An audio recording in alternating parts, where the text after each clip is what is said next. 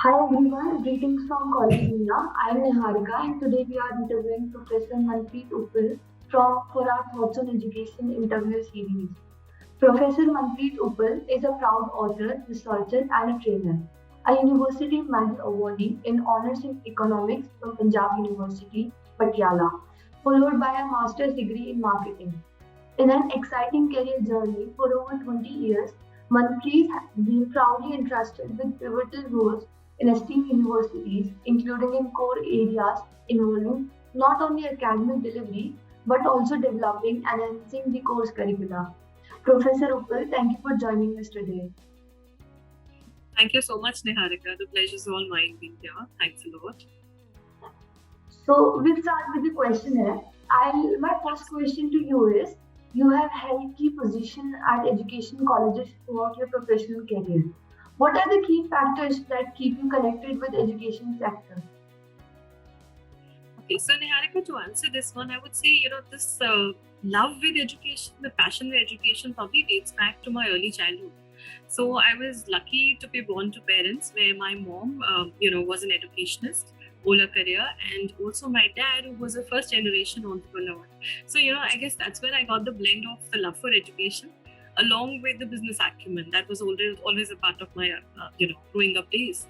So I knew as a kid that probably teaching is something that I just really want to do. And I know, in fact, if I can share, when I did my MBAs, and this was in 90s, I mean, the market then. There was a huge job potential. I got some really, really lucrative offers on completing of the MBA program. But I somewhere knew that my passion lies only in teaching, and so I went on to do my UGC NET exam, and then I went on to my doctoral program. Everything in touch with the teaching world. And yes, I do strongly believe that when you're a part of a B school professional teaching, it's not really like a typical undergraduate course. So you really need to bring in a lot to your classroom.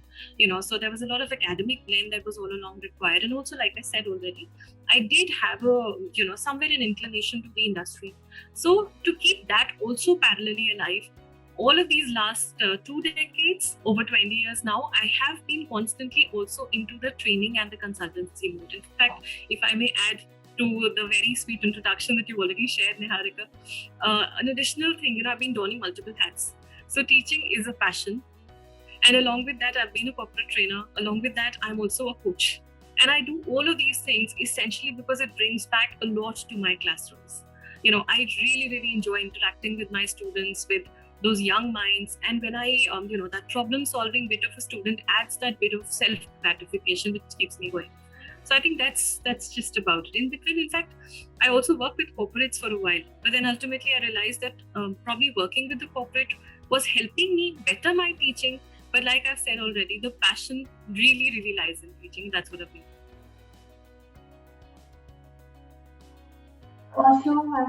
So you mentioned that you have to bring a lot to the classroom. So how does the curriculum of FIIB ensures the best practices of industry?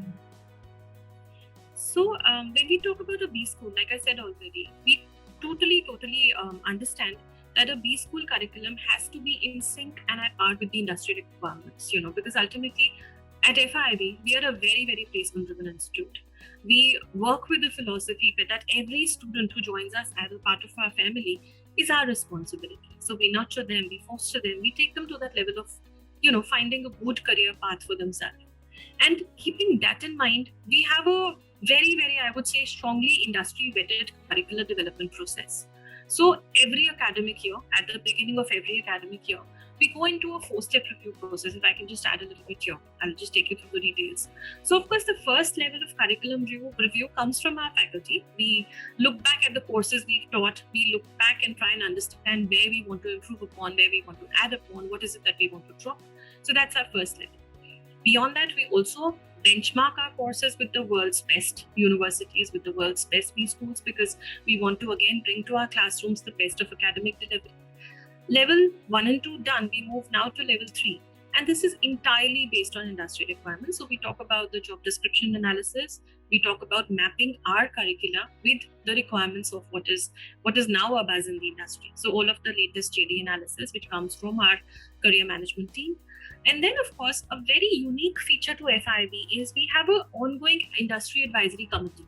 So this committee not only comes in at the part of the annual academic review, where obviously they would vet our curriculum before we offer them to the students, but they also meet us on a very recurring basis. So every now and then we kind of invite them into our classroom sessions. We keep exchanging notes on what exactly you're doing and how can we do it better. So that's these very strong elements of curriculum review.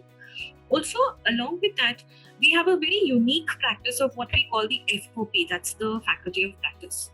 So you would notice on our website, we talk about faculty that are actually a part of the corporate group. So they're working under the corporates, and yet they are also taking guest sessions at us, at FIB.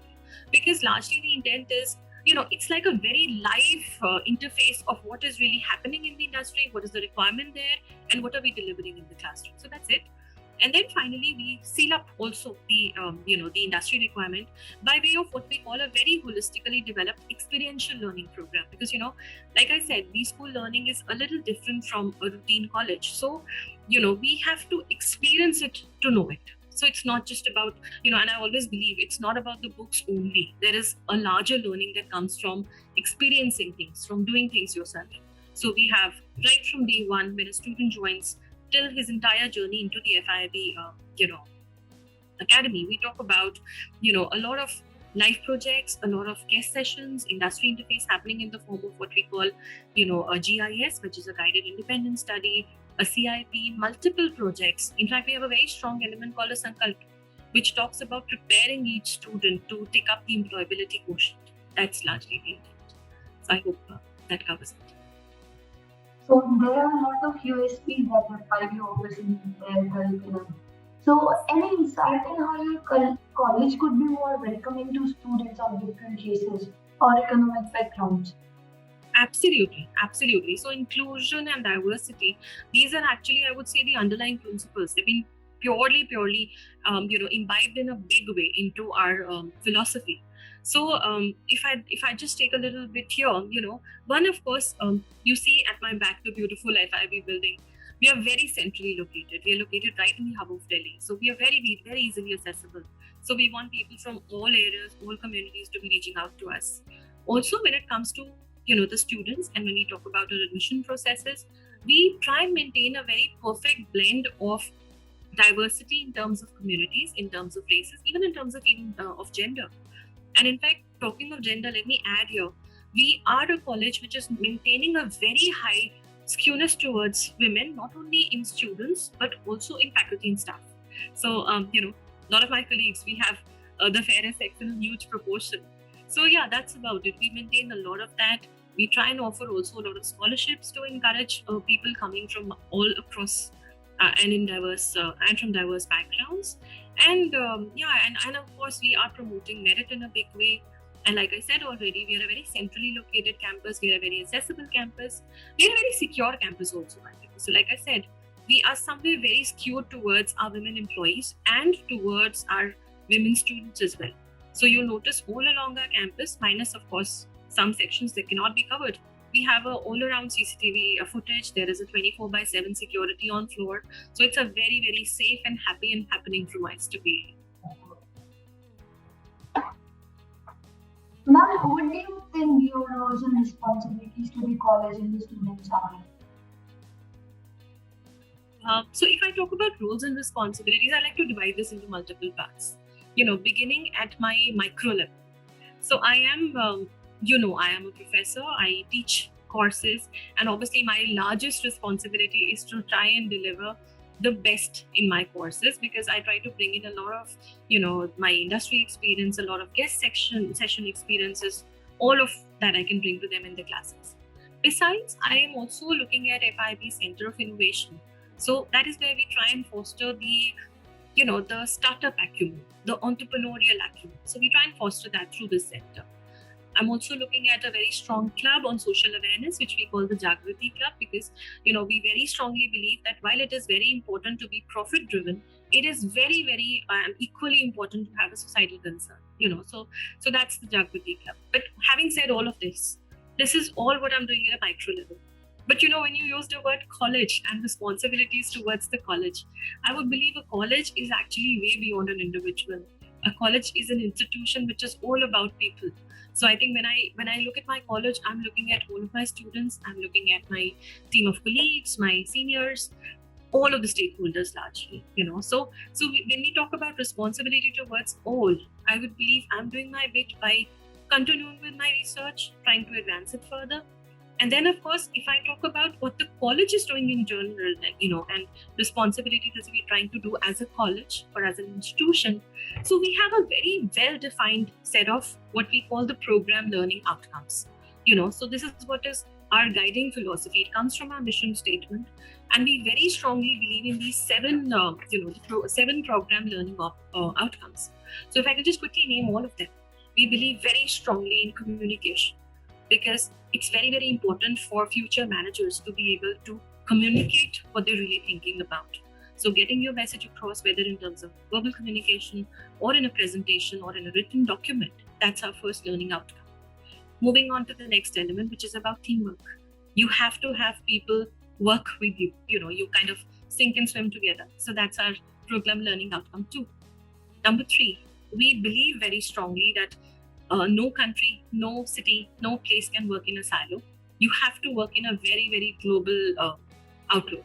So that's where we talk about the global business situation analysis. We try to bring that as best possible in our classes. Number 4, like I said already, a very strong pillar of our entire philosophy is you have to give back to the society what you've taken from the society. So it's about ethical judgment, which is about being a very rational and a very ethical judge of situations and problems around you. That's a very strong part of our program learning outcomes. We call them the PLOs. Next, critical assessment of things. You've got to be impartial, very critical of analyzing the situation.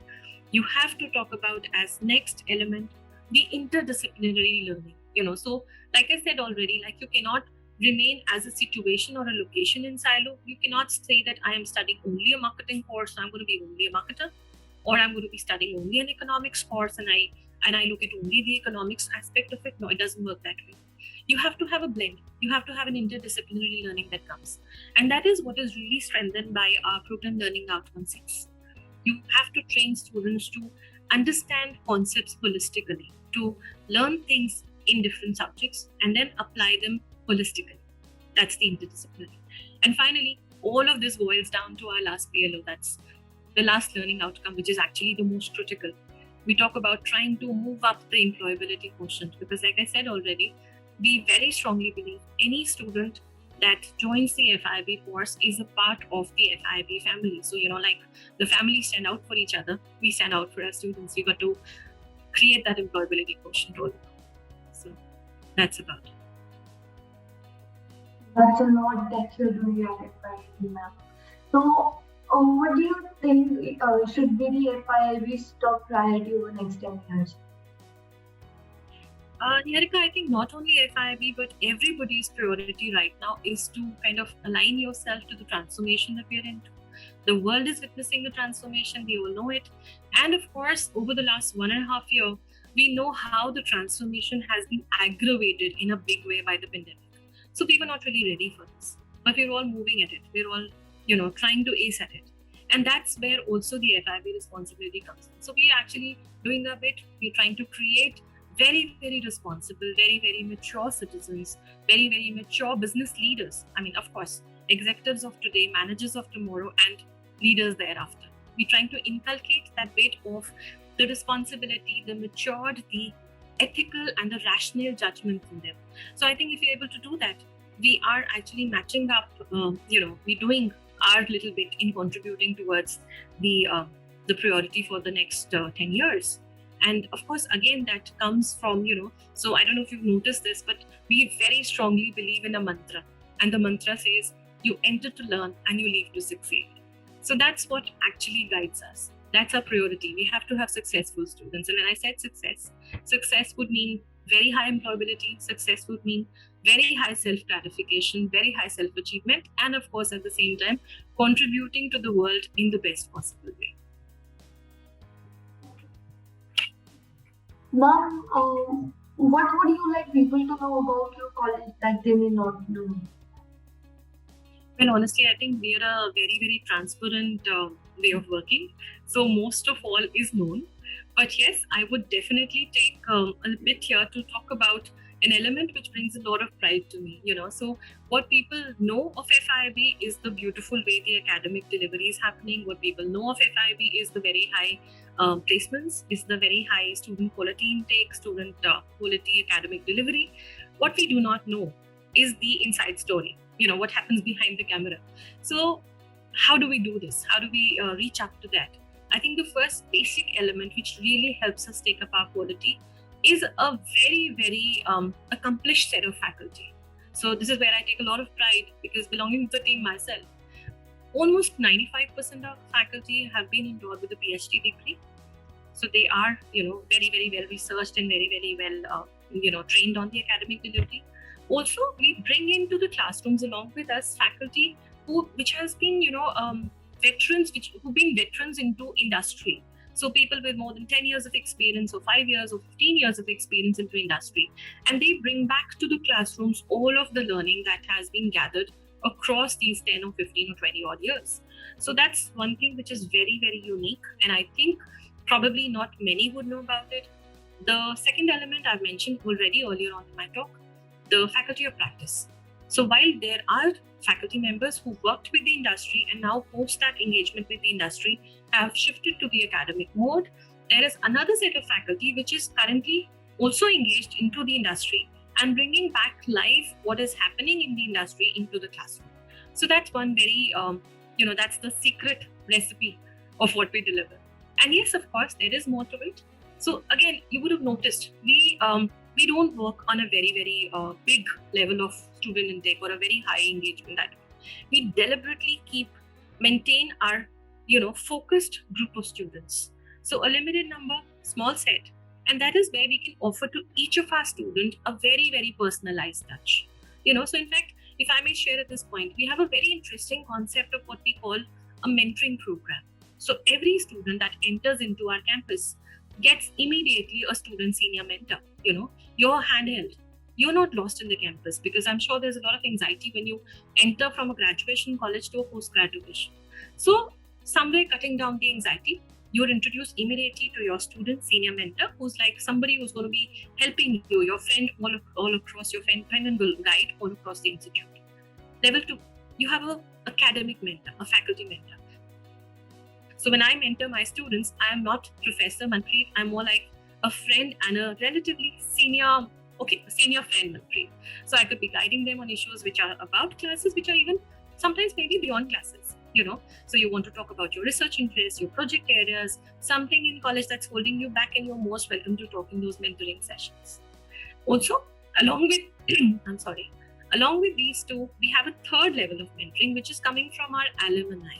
And this is something, again, which we are very, very proud of. So we have been associated, we have a legacy of over 25 years. And that brings a very strong alumni group. We are very bonded there. So all of our alumni, some doing exceptionally well, and most of them doing very, very well again. So, they kind of are associated with our students, aligned with what is the alumni mentoring concept. So again, that bit of personalization. And finally, sealing it all with the fourth level of mentoring, which is an industry mentor. So this is where we try to actually split up our students into smaller groups. So you could be an industry expert, and we'd request you to mentor 2 of our students or 3 of our students. So all along, just take them through as to how you work along the industry, what are your expectations. So once our students have completed the course at FIB, they're not taken by a surprise. They know what to expect. So that's the second major element of what people do not know about FIB. And of course, the third thing, which I think some might know already, we have very active clubs. We have a lot of conferences happening. So, we organize the TEDx every year. We have an international case conference called Catastrophe every year. We have a national level business plan competition called Meraki every year. We have the Manthan happening, all of these events. So this is what you know. What you do not know is all of the events in totality, or maybe at least in a big majority, are hosted, organized by our students. Because we strongly believe these are the future managers, so let them start managing right now. So that's it. That's where we try and escalate their confidence level and the organization and the leadership capabilities by doing it. We would stand back and guide them, but largely they take the show. So that's the secret, some more secret elements of the recipe at FIB. That's wonderful, ma'am. What do you see as FIB's greatest strength? So I wouldn't be again able to nail down one strength. There's much more to it. But yes, I have talked about some of them. I might sound a little repetitive here, but amongst our top strengths, number one, we have a very strong legacy. And of course, when we talk about legacy, what really adds a lot of value, coming down from the legacy is our alumni connect.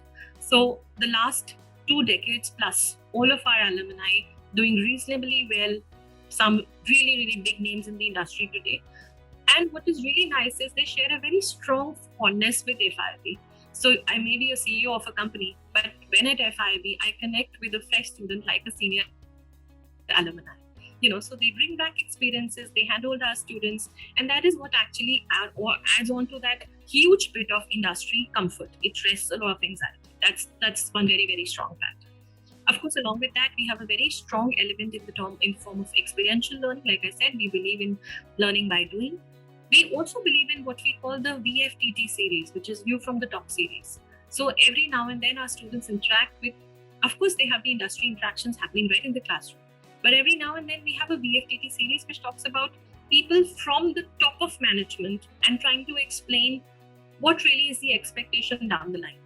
That gives you a very inside view of what you should be preparing on. So that's again a very, very strong element. Of course, there are added to it strengths like our doctoral program. So we are one of the B schools which is into the doctoral program.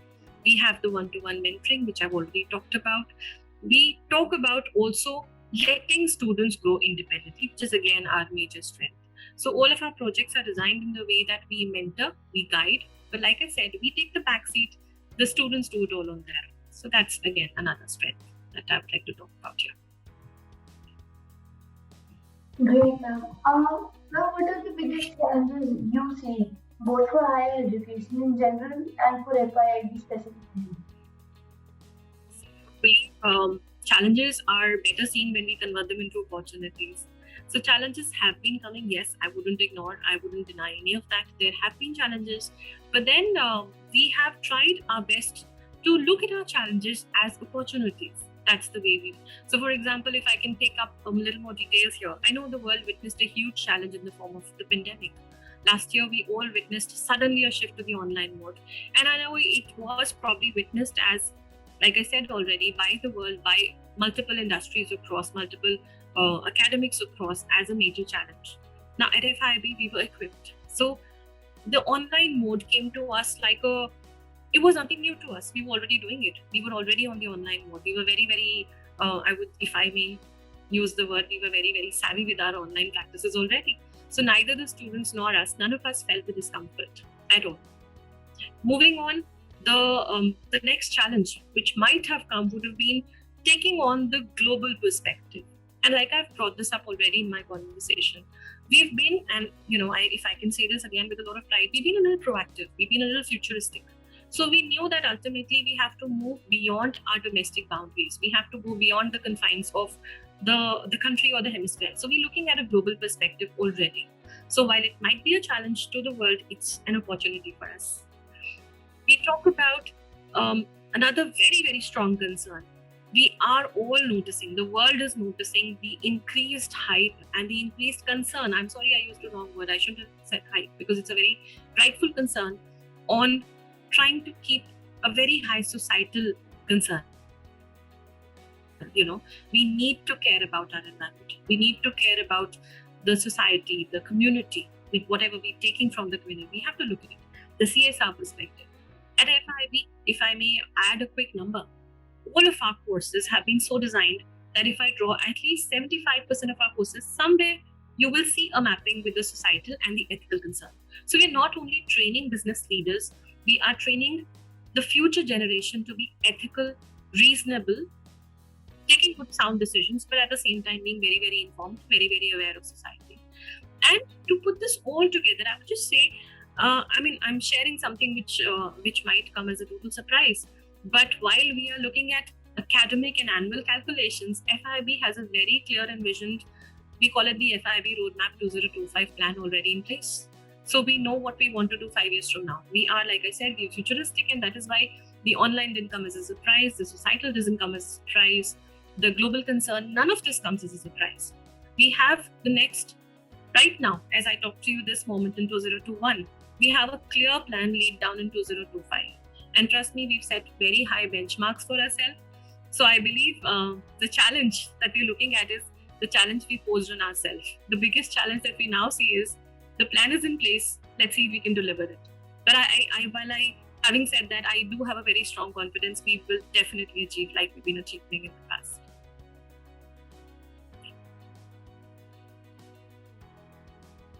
Great. Now, what are some plans that you are currently or will be designing for FIIB International Affairs and students? So, like I said, Niharika, we've already realized that it is very, very important for a college and its students to be well aware of developments and happenings across the world. So, keeping that in mind, we have a very heavy student exchange program. We have our international partners. In fact, I have a list right in front of me, so I can read it out to you. So we have international partners in the Walton College of Business, that's the University of Arkansas, USA, the Burgundy School of Business, France, the Solbridge International School of Business, that's the Republic of Korea. In fact, when I talk about Solbridge School, right now, as we kind of enter into the next semester, which begins in August, 2 of our students are traveling to Solbridge to complete the next part of their learning journey. And because of the partnership between FIIB and Solbridge, they do not have to pay the tuition fee. That's all on the college. That's taken care of already. We are also talking about multiple other associations with the University of Salerno, the Swiss Business School, the Geneva School, the Uniglobe, where again, we would be very soon sending our students into the exchange program. UITM Malaysia, that's the name where the faculty from UITM Malaysia have been taking classes at FIIB. So we've had at least 3 courses where their faculty delivered sessions already in the last semester, and we plan to take up this number a little higher into this semester. So that kind of student and faculty exchange is already on. Also, what we are very strongly working on is we are accredited already, and we are now moving up the next level. So we are looking at the international accreditation, where we are very prepared and moving at a very high pace. So I think very soon, when we meet probably again in the next time, we will definitely move up and get for ourselves the international accreditation. That's the AACS. So that's some of our international tips. Ma'am, any suggestions you would like to give to the current youth and aspiring students? Surely, I would really, like I said, my passion in teaching and what really takes up the passion in teaching is also the fact that I love to interact with with the young minds. I like to understand what they're thinking about, and I like to share and also connect and guide my way through with them. And what I've really seen, and I think we need to really work upon, is having a very clear and a very defined ideology of what you want to do. So I totally understand that this generation is exposed to a lot. They have immense and they have multiple manifold opportunities to explore, to browse, to look up, to get every possible bit of information. And I think why not? They should be doing it. But at the end of it, I would just say that, don't let the that entire bundle of information confuse you. Be very clear. You need to make up your mind. You need to find your best fit. Know your strengths. Know what you are, And while there would be a lot of information, there would be loads of it coming to your way, use it to arrive at decisions which can actually help you in a big way. So I think that's very important. And like I said already, please focus on your strengths. Try to find out what is it that I really like? What is it that I'm really good at? And what is it? I'm using a very strong word here. So what is it that I require to go on to a continuous improvement? Because while I may be very good today, I cannot stop here. I cannot be redundant, because ultimately, if I stop here, and in fact, again, I'm going to use this phrase. We very strongly believe in a philosophy of never stop learning. Because I think the learning curve has to go on. You cannot stop, even if you are at the peak today. Even if you ace at it today, you cannot stop here, because the world will move. You have to match up with it. You cannot let the world around you make you redundant, even with the best of your skills. So never stop learning. Continue with your growth, continue with your improvement. And all the while, please keep a tab on What are your strengths? What is it that really gives you that kick of you want to be doing this? What is it that drives you? Find out your drive, find out your strength, and trust yourself. Know your best fit. Nothing can stop you. Thank you, Manpreet ma'am, for your valuable time and views. I'm sure it will help a great deal to the aspiring students in knowing more about the FYIP annual exam and in general understand the current industry scenario and get a clear picture of the next stage they'll be entering soon. Thank you so much, Niharika. It was an absolute pleasure talking to you. Thanks a lot for your time. Thank you.